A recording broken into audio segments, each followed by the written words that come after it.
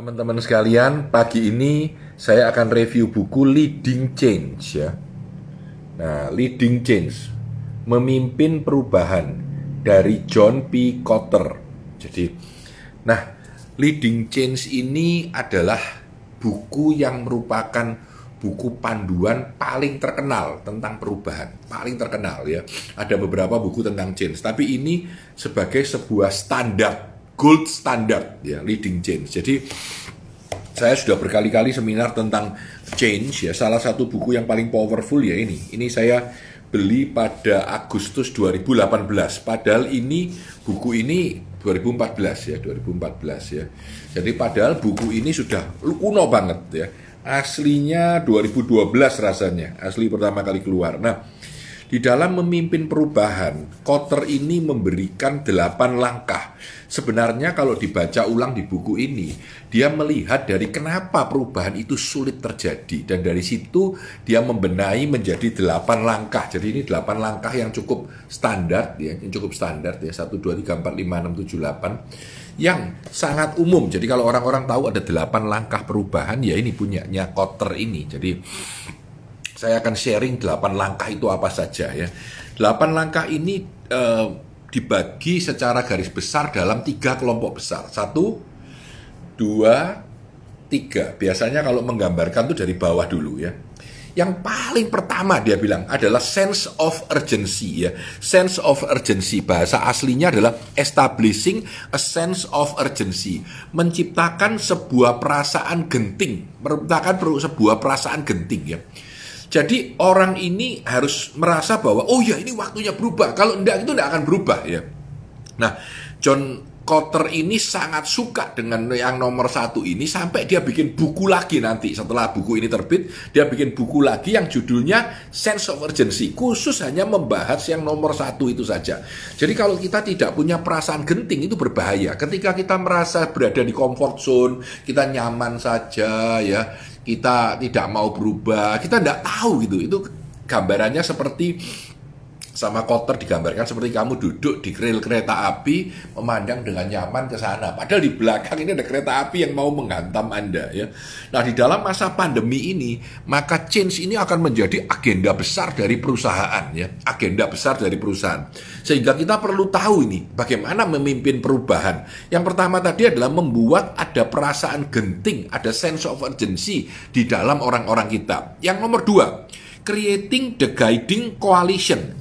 Koalisi, jadi membuat koalisi. Jadi gini, kalau dalam perusahaanmu orangnya 3.000 atau 2.000 atau 200, nggak bisa kamu bergerak sendiri. Kamu harus berkoalisi, mencari 3, 4, 5 atau 10 atau 20 orang yang memang memahami bahwa harus ada perubahan. Dan orang-orang ini harus kita ajak supaya mau bergerak bersama dengan kita. Jadi ini adalah koalisi. Jadi nomor 2 adalah guiding coalition, menciptakan grup atau kelompok koalisi yang mau memimpin perubahan ini. Dan yang nomor 3 adalah mendevelop vision dan strategi. Jadi perubahan itu jangan asal ngomong gua mau berubah, tapi berubah apa gitu ya, berubah apa. Guiding principle yang nomor 3 adalah developing a vision and strategy. Jadi yang pertama adalah kita sebut establishing sense of urgency, lalu creating guiding coalition, koalisi guiding, lalu yang ketiga developing a vision and strategy. Jadi kita harus tahu maunya berubah kemana.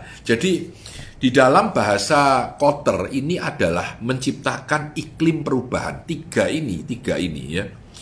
Sense of urgency, koalisi, dan memberikan visi dan misi mau kemana, strateginya apa. Ini menciptakan iklim perubahan, 1, 2, 3. Dan yang keempat adalah mengkomunikasikan perubahan ini. Jadi communicating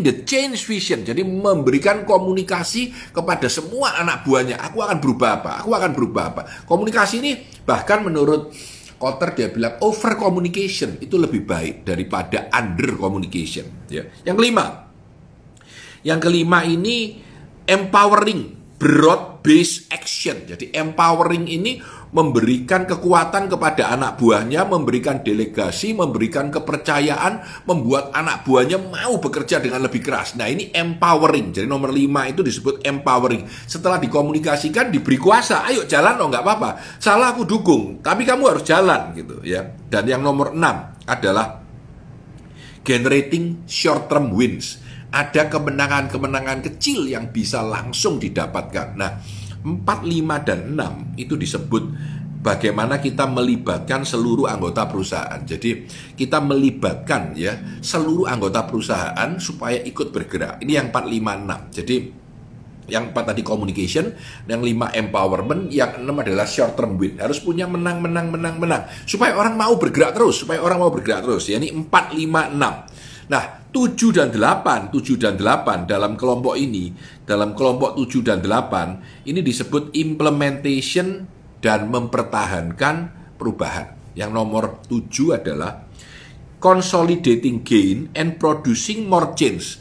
Kalau saya singkat menjadi more change. Jadi perubahan kalau tadi sudah ada short term win, menang 1, menang 2, menang 3. Sekarang ayo perubahannya lebih masif, lebih besar gitu ya. Ini yang nomor 7. Jadi more change. Jadi change-nya bukan hanya pada beberapa tim kunci, tapi pada seluruh perusahaan dijalankan ya.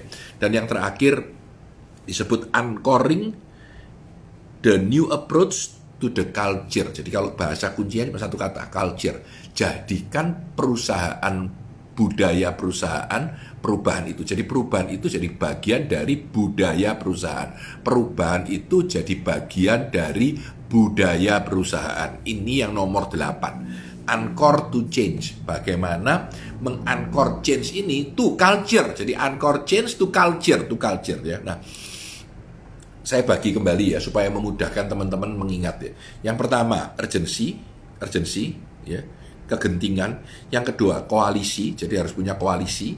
Yang ketiga adalah strategi, menciptakan strategi yang bagus. Yang keempat adalah komunikasi. Yang kelima adalah empowerment, delegasi penguatan. Dan yang keenam adalah short term win, menang dulu dalam hal-hal yang kecil. Yang nomor 7 adalah more change. Dan yang nomor 8 adalah culture. Jadi ini kira-kira 1, 2, 3, 4, 5, 6, 7, 8. Dan yang menarik teman-teman. Sebenarnya di dalam saya beli slides-nya dari Harvard Business Review tentang ini. Jadi leading change-nya John P. Kotter ya. Dia sebut accelerating change. Jadi sebenarnya 8 elemen ini kalau dari awal ditumpuk dari 1, 2, 3, lalu 4, 5, 6, lalu 7, 8. Tapi Kotter bilang, kalau di dalam company Anda sudah punya change, sudah terjadi perubahan, maka yang dapat Anda lakukan adalah mengaccelerate, membuat change itu lebih cepat berubah. Dan 8 elemen tadi, yaitu urgency, coalition, strategy, communication, empowerment, short term wins, more change, dan culture. Ini dapat berfungsi sebagai akselerator. Jadi ini mempercepat perubahan yang ada. Nah, di dalam memahami change, maka kita harus tahu beberapa teknik dan cara. Salah satunya adalah yang harus kita lakukan adalah tweak the environment. Tweak the environment itu environment kerja kita harus dirubah. Saya ingat cerita nenek saya. Jadi nenek saya ini lucu. Dia kalau di kulkas itu kelihatan semangka besar itu.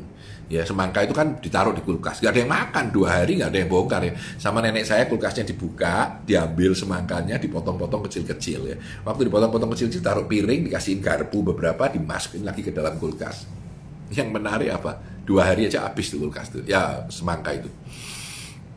Kenapa? Karena environment-nya ditweak gitu. Jadi dirubah kondisi semangka yang utuh, yang malas orang makan, dibuka, dipotong-potong. Sehingga sekarang orang mau makan. Nah, di dalam merubah change di dalam organisasi, kita perlu merubah supaya keadaan environment kita untuk melakukan perubahan itu terjadi. Contoh, di dalam kantor kita semua orang sendiri-sendiri. Mau supaya mereka mau ngobrol dan bicara ya. Mereka mau ngobrol dan bicara. Ya di tengah dikasihin tempat duduk yang nyaman. Sehingga mau tidak mau orang duduk dan ngobrol. Ini contoh ya. Jadi tweak the environment. Ya, ini satu teknik yang menurut saya tak bagus dalam perubahan. Dan yang kedua, shrink the change. Pendekkan. Perubahan itu jangan saya mau mencapai target yang tinggi sekali ya. Jadi ini leading change sebagai seorang leader, kita harus memendekkan. Jadi memendekkan perubahan itu. Contohnya misalkan begini ya.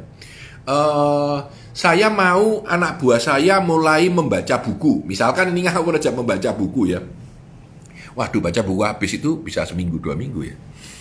Maka saya rubah. Saya mau setiap anak buah saya baca buku 10 menit setiap hari pada saat masuk, begitu datang nganggur, ke perpustakaan dulu ambil buku dan baca 10 menit saja, 10 menit. Nah, ini akan memudahkan mereka untuk mau jalan.